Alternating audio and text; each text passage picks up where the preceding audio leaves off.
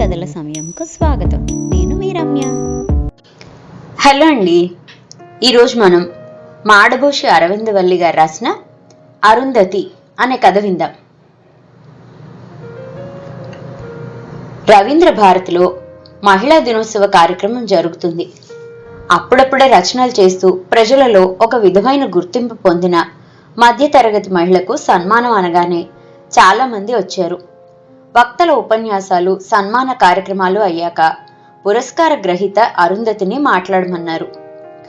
ఆకుపచ్చకి ఎరుపు రంగు half border చీరతో, పచ్చని పసిమి ఛాయ గల నుదుటిన కుంకుమ, మల్లెపూలతో, చిన్న కొప్పుతో అపర లక్ష్మీదేవిలా ఉన్న అరుంధతి మైకు ముందుకు రాగానే కరతాళ ధ్వనులతో హాల్ దద్దరిల్లిపోయింది.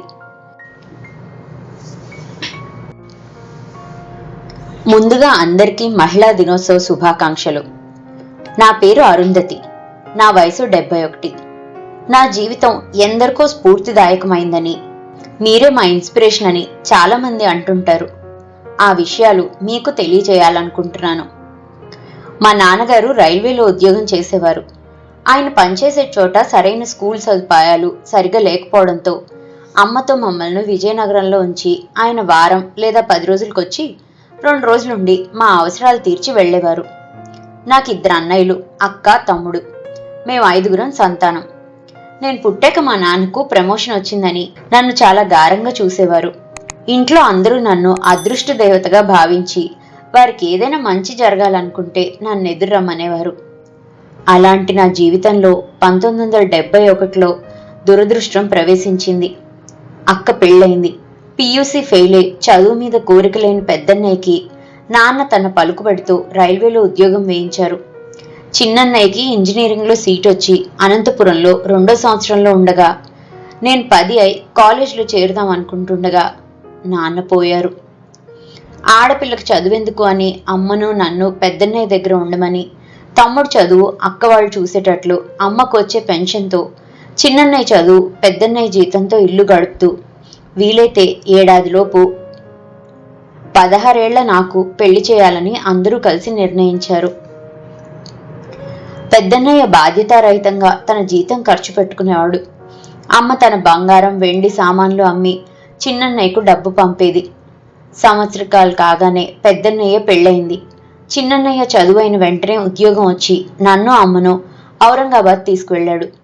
అక్కడ చదువుకుంటాను, కాలేజీలో జాయిన్ చేయమంటే మన చదువులు వేరు, ఇవి వేరు, కుదరదు అన్నాడు. వరుసకు పెద్దనాన్న అయిన హిందీ ప్రచారక్.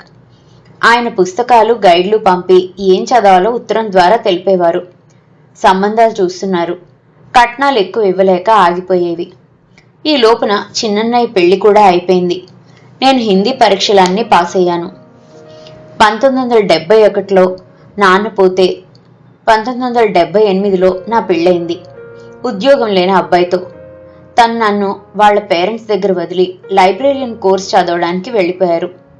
నాకు మా అత్తగారింటికి దగ్గరలో ఉన్న గవర్నమెంట్ కాలేజీలో హిందీ పండిట్ ట్రైనింగ్కు సీట్ వచ్చింది. పుస్తకాలు కొనకుండా లైబ్రరీ నుండి తీసుకునేదాన్ని.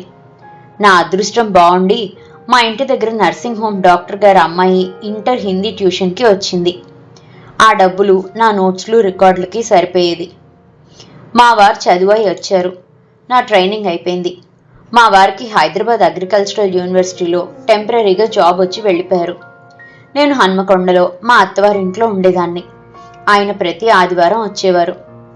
ఇంతలో నేను నెల తప్పి 79 డిసెంబర్లో పురిటికి వెళ్ళాను. 80 జనవరిలో ఆయనకు కేంద్రీయ విద్యాలయ బొంబాయిలో ఉద్యోగం వచ్చి జాయిన్ అయ్యారు.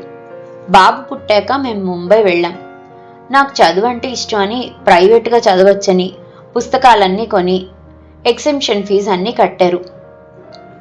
పిల్లవాడు పడుకున్నప్పుడు చదువుకుంటూ హైదరాబాద్లో ఉండే బంధువులకు మనీ ఆర్డర్ పంపి పరీక్ష ఫీజు కట్టమని చెప్తే వాళ్ళు మర్చిపోయారు.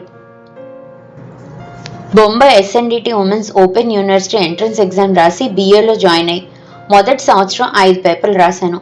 రిజల్ట్స్ వచ్చాయి. 2 పేపర్లు పాస్, 2 ఫెయిల్, 1 పేపర్ యాబ్సెంట్ అని రిజల్ట్ ఇచ్చారు. అందువలన మళ్ళీ 5 పేపర్లు రాయాలన్నారు. నేను పరీక్ష అటెండ్ అయ్యాను అని ఎంత చెప్పినా మా రికార్డ్స్లో లేదన్నారు. నేను ఇంక చదవను, నాకు సరస్వతి కటాక్షం లేదనుకున్నాను. అంతలో 85లో మళ్ళీ బాబు పుట్టాడు. 86లో హైదరాబాద్ బదిలీ అయి వచ్చాం. దీనితో నా జీవితం మారిపోయింది. 87లో మా ఇంటి పక్కనున్న చిన్న స్కూల్లో టీచర్గా జాయిన్ అయి ఇన్ఛార్జ్ అయ్యాను. పెద్దవాడు వాళ్ళ నాన్నతో వెళ్ళేవాడు, చిన్నవాడిని తీసుకొని వెళ్ళిపోయేదాన్ని. అత్తగారు మామగారు 2 పిల్లలతో ఉద్యోగం చేస్తూ ఓపెన్ యూనివర్సిటీ నుండి డిగ్రీ చదవడం మొదలుపెట్టాను. సితార్ వాయిద్యం, 3 రోజులు కర్ణాటక సంగీత గాత్రము, 3 రోజులు క్లాసులకు వెళ్తూ మా పెద్దబ్బాయి 10 పాస్ అయితే నేను BA డిగ్రీ సితార్ డిప్లొమా పూర్తి చేశాను. అందులోనే ముక్కులో అడ్రినాయిడ్ సర్జరీ, వర్టిగో, డిస్క్ ప్రాబ్లమ్స్ మొదలయ్యాయి. అనారోగ్యం వచ్చినప్పుడు 2 రోజులు పక్క వేయడం, పడి లేచిన కెరటంలా మళ్లీ ఉరుకుల పరుగులతో ఉదయం 4:30 నుండి రాత్రి 10 వరకు క్షణం కూర్చునేదాన్ని కాదు. ఉద్యోగంలో ఒక్కో అంతస్తు ఎక్కుతూ ప్రిన్సిపల్, జూనియర్ కాలేజ్ అడ్మినిస్ట్రేటివ్ ఆఫీసర్గా చేశాను. పెద్దబ్బాయి CA అయి పెళ్ళైంది. చిన్నబ్బాయి company secretary all India rank తెచ్చుకున్న సందర్భంలో ఈటీవీ సఖీ వాళ్ళు నన్ను మా అబ్బాయిని ఇంటర్వ్యూ చేశారు. చిన్నాడు కూడా CA చేశాడు. ఒకడు లండన్, చిన్నాడు ముంబైలో పెళ్లిళ్ళై భార్య పిల్లలతో ఉన్నారు. 2010లో మా పెద్ద మనవరాలు పుట్టినప్పుడు నేను MA పాస్ అయ్యాను.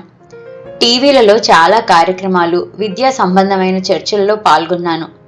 శేఖర్ కమ్ముల లవ్ స్టోరీ సినిమాలో చిన్న పాత్ర చేశాను.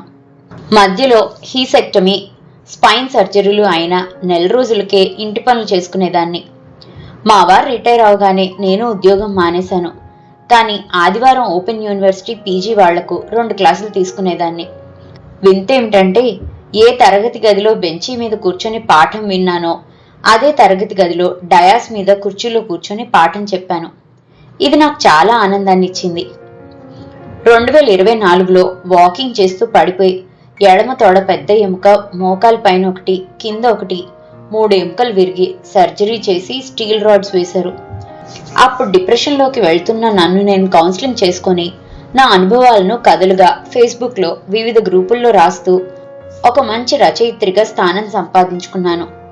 2025లో మా వారికి హార్ట్అటాక్ వస్తే భయపడకుండా వెంటనే ఆసుపత్రికి సమయానికి తీసుకుని వెళ్ళి సర్జరీ అయినా ఆయనను దక్కించుకున్నాను. డాక్టర్లు నా సమయస్ఫూర్తికి, ధైర్యానికి చాలా మెచ్చుకున్నారు. నేను ఈరోజు ఇలా ఆనందంగా ఉండటానికి కారణం నాలోని పాజిటివ్ థింకింగ్ అని గర్వంగా చెప్తాను. ప్రతి కష్టాన్ని ఆనందంగా ఎదుర్కొన్నాను. నాకు స్నేహం అంటే ప్రాణం. నన్ను ప్రేమించే నా స్నేహితులే నా బలం. ఇదండి మాడభూషి అరవిందవల్లి గారు రాసిన అరుంధతి కథ. మరో మంచి కథతో మళ్ళీ కలుసుకుందాం. అంతవరకు సెలవు. ఈ కథ కనుక మీకు నచ్చినట్లయితే లైక్ చేయండి, షేర్ చేయండి. అండ్ మరిన్ని ఇంట్రెస్టింగ్ కథల కోసం ప్లీజ్ సబ్స్క్రైబ్ టు మీ కథల సమయం. Thank you.